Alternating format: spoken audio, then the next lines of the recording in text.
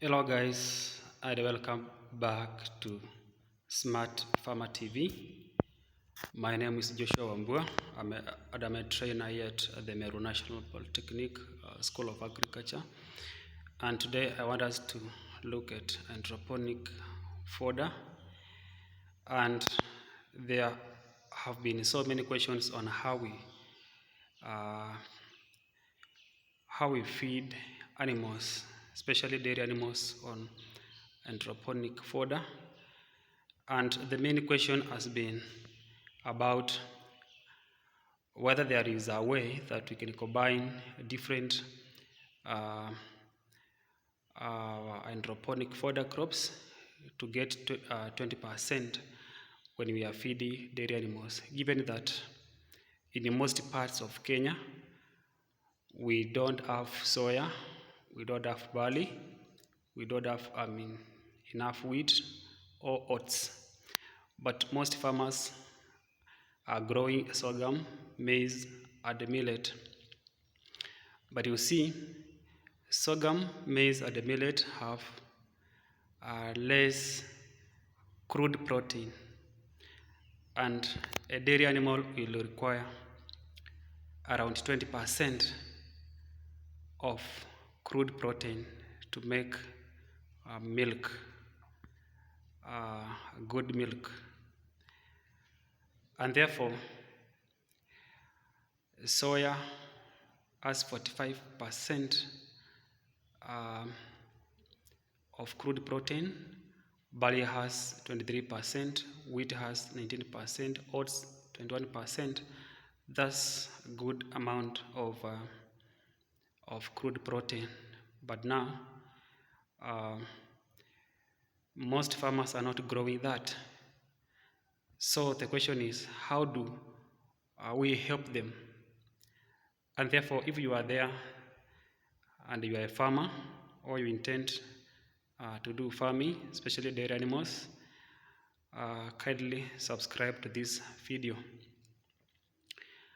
We've already said that a dairy animal will require between 15 to 25% of crude protein.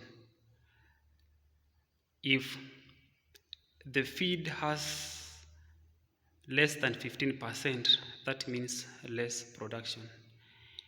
If the fodder contains more than 25%, that means excess protein will be excreted. So that is wastage, and therefore we should have a combination of fodder crops that will at least give us 20% of crude protein. Let us assume that the farmer does not have soya, barley, wheat, or oats, but maybe he has sorghum and maize. So when you look at sorghum has only 12% crude protein, while maize has 6% crude protein. So that means if we feed an animal sorghum alone, then that means we will have less production. The same when we feed maize as a fodder. So the issue is, how do we combine sorghum and maize to get 20% crude protein? And therefore, this means if we are, the question is, how many parts of sorghum can be combined with how many parts of maize to get 20% crude protein? So I introduce you to Pearsons square, whereby we can use two crops that have less than 20% crude protein. So Pearsons square helps us to know how many parts of this fodder crop can be combined with these parts of another fodder crop to get 20% crude protein that is required by the dairy animal. So we have 20% crude protein at the center, because that is what the animal requires. So we just subtract. So you can say 20 minus 12, that is 80 parts of maize, and also you can say 20 minus 6, that is 14 parts of sorghum. So what this means is that 14 parts of sorghum can be mixed with 80 parts of maize to get 20% crude protein. So mathematically it is shown there. So if we take, we start with maize, we say maize is 80 parts divided by 22 is, we take 14 parts of sorghum plus 80 parts of maize, that is 22. So we say 8 divided by 22. Let's assume that the farmer wants to prepare 100 kgs. So we say 8 parts of maize divided by the total number of parts, 22, times 100, that is 36.4 kgs, and that is maize. So that's the first part. Then when it comes to sorghum, the farmer should prepare 14 divided by 22, that is the total number of parts, times 100, that is 63.64 kgs. So that simply means when we are feeding a dairy animal, we should combine